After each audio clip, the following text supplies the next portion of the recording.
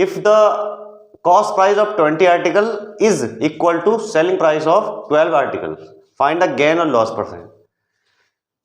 20 articles का जो cost price है वो बराबर है 12 आर्टिकल्स के सेलिंग प्राइस के। इसका मतलब ये हुआ 20 आर्टिकल्स जितने में खरीदे गए हैं उतने में ही 12 आर्टिकल्स को सेल कर दिया। ठीक है, तो ये बताना कि ये जो पूरा खरीदने बेचने का काम हुआ इसमें प्रॉफिट हुआ या लॉस। अगर प्रॉफिट हुआ तो प्रॉफिट परसेंट, लॉस हुआ तो लॉस परसेंट। ठीक है, ये हमें निकाल लिया। तो क्या दिया हुआ है? दिया हुआ है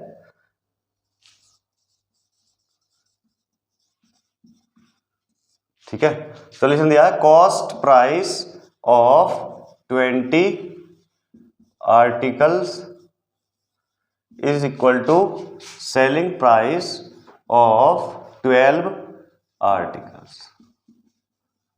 ठीक है, ये हमें एक बात कही क्वेश्चन में, बस इतनी सी बात है, बाकी चीजें हमें खुद करनी है। ठीक है, तो हम ऐसा मानते हैं, एज्यूम कर लेते हैं, let's cost price of 20 articles, हमने मान लिया कि मान लो x रुपीज इसका जो है कॉस्ट प्राइस है। कितने का?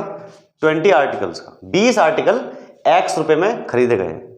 ठीक है, तो इसको हम उल्टा ये भी कह सकते हैं कि selling price of 12 articles, selling price of article कितना होगा? x रुपीज होगा, है ना। जब 20 आर्टिकल 20 रुपए x रुपए के खरीदे गए हैं तो 12 आर्टिकल इतने में बेचे भी तो गए होंगे ना, तो वैल्यू बराबर दे रखी है तो। ठीक है, ओके। अब इससे हम एक स्टेप और आगे जाते हैं। जब कॉस्ट प्राइस 20 आर्टिकल का x रुपीज है, तो मैं अगर ये कहूं कि 1 आर्टिकल का कॉस्ट प्राइस क्या होगा? Cost price of 1 article, cost price of 1 article कितना भाई? 20 का तो x है और 20 से अगर डिवाइड कर दोगे तो कितने का होगा? 1 का होगा। तो इसका मतलब ये आ गया हमारा 1 आर्टिकल का cost price. Same selling price में देखते हैं, सेलिंग प्राइस ऑफ 1 आर्टिकल,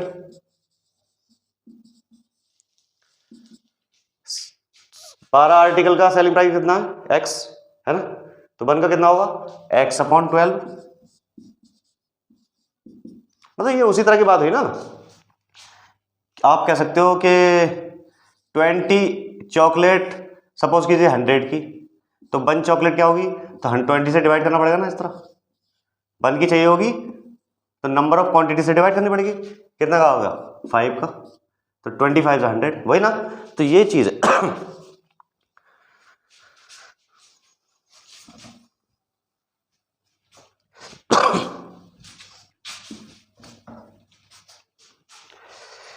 तो हमारे पास कॉस्ट प्राइस आ गया 1 आर्टिकल का और सेलिंग प्राइस भी आ गया 1 आर्टिकल का। ठीक है, तो ये 1 आर्टिकल का आ गया। अब इससे हम कर सकते हैं, अब जरा देखो, पहले आप ये डिसाइड करो कि 1 आर्टिकल का कॉस्ट प्राइस ज्यादा है या सेलिंग प्राइस ज्यादा है।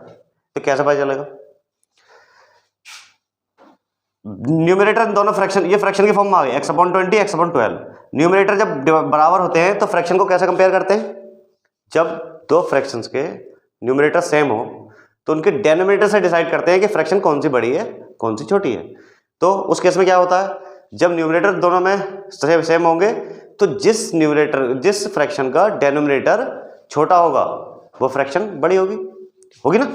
ठीक है, कैसे? जैसे मान लो मैं कहता हूं एक है 10/2, एक है 10/5, है ना। अब न्यूमरेटर सेम है, डेनोमिनेटर डिफरेंट है, तो मैं अभी जैसे मैंने बताया, तो मैंने कहा कि 2 से डिवाइड कर लो, कितना आएगा? 5, और 5 से डिवाइड करो तो कितना आएगा? 2। तो 5 ज्यादा है 2 ज्यादा? 5 ज्यादा है। इसका मतलब ये हुआ कि डेनोमिनेटर छोटा होगा तो वैल्यू बड़ी होगी और डेनोमिनेटर बड़ा होगा तो वैल्यू छोटी होगी। ठीक है, बहुत बढ़िया बात थी ये।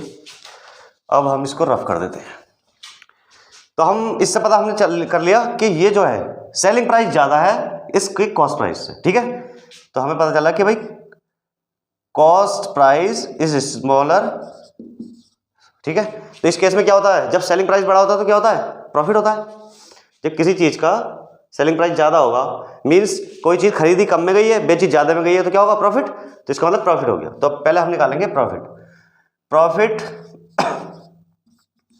प्रॉफिट ऑफ वन आर्टिकल, एक आर्टिकल को बेचने से जो प्रॉफिट मिलेगा, कितना मिलेगा? वो मिलेगा उसके सेलिंग प्राइस यानी कि x/12 माइनस उसके कॉस्ट प्राइस। सेलिंग प्राइस के से अगर कॉस्ट प्राइस को माइनस कर दोगे तो प्रॉफिट लॉस आएगा ना, सॉरी प्रॉफिट। तो हम निकाल लेते हैं, इसका एलसीएम लोगे तो कितना आएगा? 20 और 12 का 60। यह मैंने डायरेक्ट कर दिया, आप कर सकते हो इस तरह से फैक्टर कर लेना इसके। 2 6 जा 2 10 जा 2 3 जा 2 5 जा 3 1 जा 5 एंड 5 1 1, ठीक है। 2 2 जा 4 4 3 जा 12 12 5 जा 60। एलसीएम कितना आया? 60 एलसीएम। डस्टर कहाँ है? ठीक है, तो ये आपका हमने निकाल लिया 60 आ गया। अब इसके डिनोमिनेटर से डिवाइड करो, कितनी टाइम जाएगा? 5 टाइम। उसकी 5 की मल्टीप्लाई उसके न्यूमरेटर मतलब x है, तो 5x माइनस 20 से डिवाइड करो 3 टाइम, तो 3 से मल्टीप्लाई होगी तो हो जाएगा 3x। तो अब कह सकता हूं मैं कि इसका जो प्रॉफिट आया, प्रॉफिट वो आ जाएगा आपका 2x अपॉन 60। अब 2 से भी डिवाइड करोगे तो कितना होगा? 30। तो कितना होगा?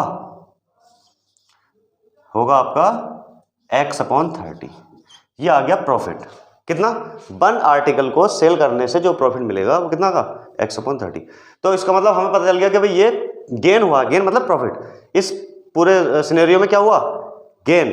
तो अब गेन की परसेंटेज पूछिए फाइनली, है ना। तो गेन परसेंट का फॉर्मूला क्या है?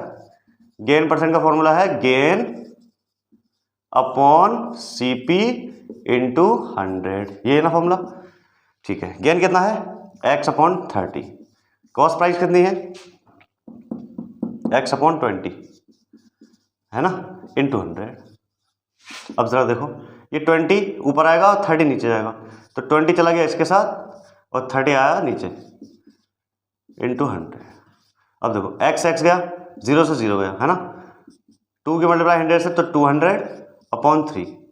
जब आप डिवाइड करोगे तो कितना आएगा?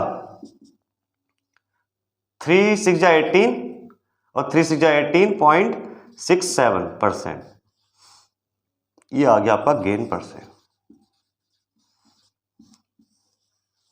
है ना।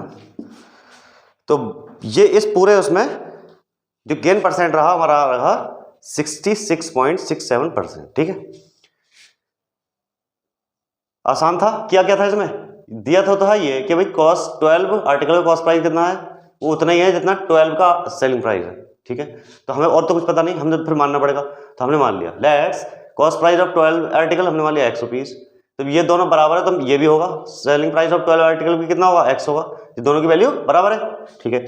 इससे हमने 1 आर्टिकल का कॉस्ट प्राइस निकाला, तो 20 से डिवाइड कर दिया, ठीक है। ये आ गया 1 का कॉस्ट प्राइस।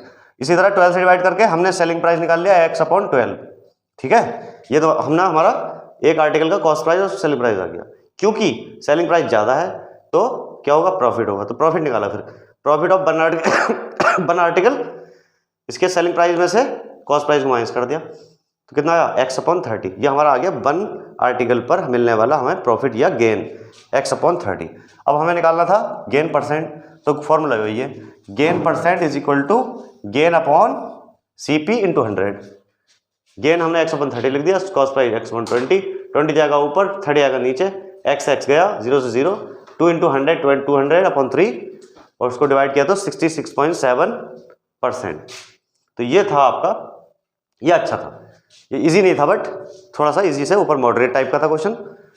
बस यही है, कॉन्सेप्ट क्लियर होगा तो चीज़ें हैंडल हो जाएंगी, है ना। आई होप आपको समझ में आया होगा, पसंद आया होगा। Thank you.